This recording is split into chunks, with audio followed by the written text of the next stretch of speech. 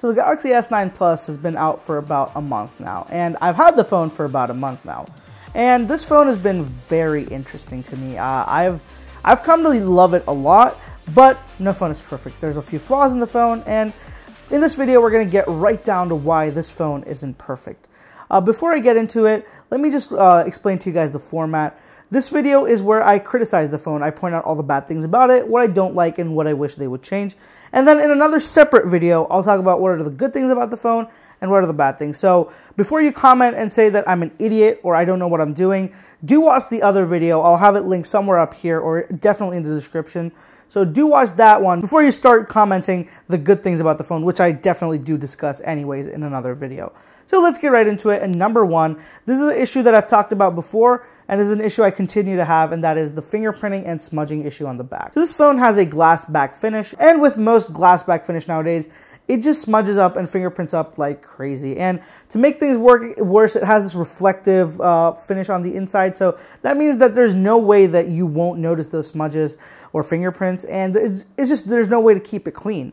Now, I've tried to use cases in the past. I've tried doing a lot of things. You know, the number one suggestion I get whenever I complain about this is just use a case. It solves everything. While I agree it does, it hides the true beauty of the phone. And then it's kind of, you know, at that point, that's just a point that I'm not happy with. I don't think the solution for a fingerprinting back is to put a case on the phone, because then there's no point of the designers putting so much time into creating this beautiful design. So while this may not be an issue for everyone, it is something that I still don't like. And since this is my opinion, I'm okay with this being out there and on this list. So let's move on. And number two, and this is an issue I carry over from the previous Galaxy S8 and Note 8, and that is the Bixby button. So I've made a few videos on Bixby now. I gave it another shot this year.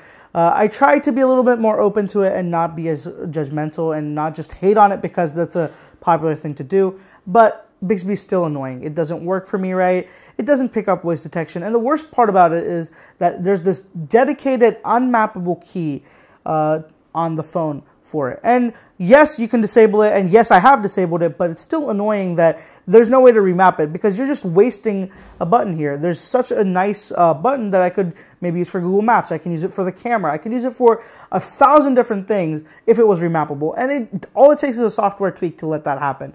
But Samsung being Samsung won't let you do that. It's either you disable the button completely or you use it for Bixby, and there's no middle ground there. So, you know, there are some solutions with the routing, but I'm not going to bother with that much effort just to remap one button. Moving on, number three, and this is an issue that I've complained about also in the previous videos, I think, and that is battery life. You know, battery life isn't the worst, so let me be very clear. It's not bad, but considering a phone of this size, I expected it to be a bit better, especially considering the fact that the iPhone 8 Plus is the exact same size as this phone, and it manages to be a lot more power efficient, and the battery manages to keep the phone running throughout the day for me. So I wake up at 7 or 8 in the morning, I use the phone throughout the day, and generally with this phone, by the time it's 5 or 6 o'clock, I need a charge. So I would need it, so it would be about 10-15%. I usually charge up for another half an hour to get it back up to 60-ish%, and then use it for the rest of the day and plug it back in at night. The iPhone 8 Plus, on the other hand, same size as this phone, it does a lot better. I don't need to charge it up throughout the day. And the reason behind that is not the battery size. This actually has a much larger battery. It's because of optimization. And I know Samsung can do a lot better. It has a pretty decently sized battery in here, a 3,500 milliamp hour battery. And another issue I have with this phone is the dual speakers. So now the dual speakers are a great addition, and they're an addition that I've wanted for a long time on this phone. This is an excellent phone for media consumption. The display is just amazing for watching videos, and I felt kind of annoyed that the speakers didn't back it up on the S8 and Note 8. They fixed it with stereo speakers on this phone, but they're just not loud enough. I mean, compared to the other dual speaker phones out there, the Pixel and the iPhone, this just doesn't cut it. Now, I'm not saying that it's not good. It's there. It gets the job done. I haven't been too disappointed by it, but it's not as loud, and the effect is just not as good. And I'm okay with the effect not being the greatest, but I definitely expect it to be a little bit louder, because whenever you're watching videos, you want it to be a little bit louder so you can hear what's going on. Oftentimes, you know, on videos, to ensure that, you know, you can hear what's going on. So I wish that for the next version on the Note 9, they kind of make the speakers louder. Otherwise, it's not bad, and I'm very happy with the new edition of the dual stereo speakers. And I do mention this in the other video. So it is a dual-edged sword, so you get a good thing, but it's not as good as it can be. So I'm hoping there's some improvement in the next version. So moving on, number 5, and it continues onto the speaker, and particularly towards the bottom firing speaker. This bottom firing speaker doesn't have a grill. It's just a hole. It's a huge cutout. And it's actually a wider cutout than the USB-C port. So it's a little bit annoying that there's such a big empty hole there. And it's just an area that's going to end up collecting lint and dust from being in your pocket for sure. And while if it was some other port, it's not that big of an issue. But being a speaker, it's definitely going to muffle your speaker. And with a speaker that's already not the world's loudest when it comes to dual speakers, that's not a good thing. So I don't know why Samsung didn't go for a grill kind of setup to avoid getting lint and large piece of dust in there. But, you know, I don't know why, but it is what it is. So let's move on and look at number 6. And that is the color option. So I'm a little bit, this is not targeted just towards the S9 and S9 Plus. This is towards all Samsung flagships. Samsung makes beautiful phones. They make some of the best looking phones out there, and I don't think anybody's going to argue with me on that. What I will say, though, is that they launched in so many nice colors. There's so many cool options. However, they're all limited to certain areas, and that doesn't make sense to me. So where I bought this phone, you couldn't get it in titanium gray. And in a lot of markets, you can't get it in lilac purple. There's a lot of markets where you won't get the coral blue. And it makes no sense to me because what's the point of launching so many colors if you're not going to make it available to all your consumers? And why I'm particularly annoyed by this is because I wanted the titanium gray version of this phone.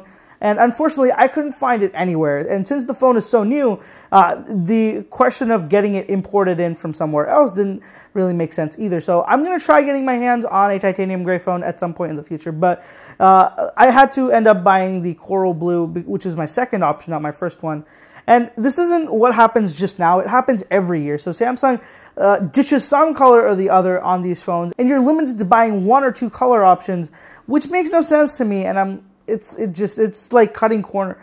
It's not even cutting corners because you've made the phone already.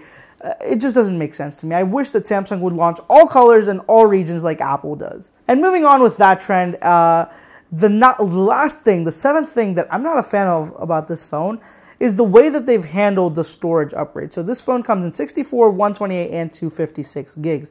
But you can only get the 128 and 256 if you go for the Midnight Black version, which makes no sense to me whatsoever. So if you want the higher storage variant, you have to be on the Midnight Black version. And to be honest with you guys, this phone doesn't look the best in Midnight Black. The other colors do look a lot better on this phone, and there's no reason for why Samsung should do this besides cost cutting.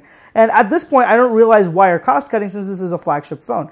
You could have just produced, 128 or 256 gigs options on all the other phones as well. It really wouldn't have taken too much effort since you already have them going into the black phone anyways. So, that's just kind of nitpicking at this point, but it makes no sense to me why Samsung makes such a limited market. So now this phone, since I wanted the coral blue color, I was only able to get the 64 gig version. There is no 128, there is no 256. There is expandable storage, so it doesn't matter that much, but for those people who want onboard storage, especially if you're going to be running a lot of big apps, you know that running apps, you always prefer to have them on the phone memory because the read-write speeds are a lot more consistent in comparison to the memory card. So it's something I don't understand why Samsung would do. I really hope that when they move on, especially on the Note 8, they're a lot more consistent with storage sizes and they offer them across all variants, not just one color like they did with the S9 Plus. So that wraps up the 7 reasons why I don't like the Galaxy S9 Plus.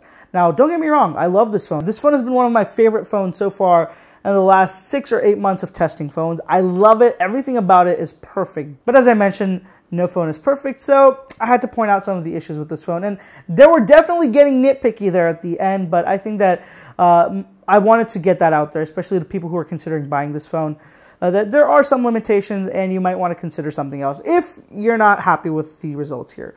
So let me know what you guys think about the S9 Plus and the S9. Are there things that you don't like about it? Let me know. because these are the things I didn't like about it. These are all my opinions, and I'd be really happy to see what you guys think about it. And I will be making another video dedicated to the good things about the phone, so be sure to check that out. Link will be in the description and somewhere up here. And if you haven't already subscribed to the channel, guys, be sure to subscribe for a lot more content on the S9 and S9 Plus. Thank you guys for watching. I'll catch you in the next one.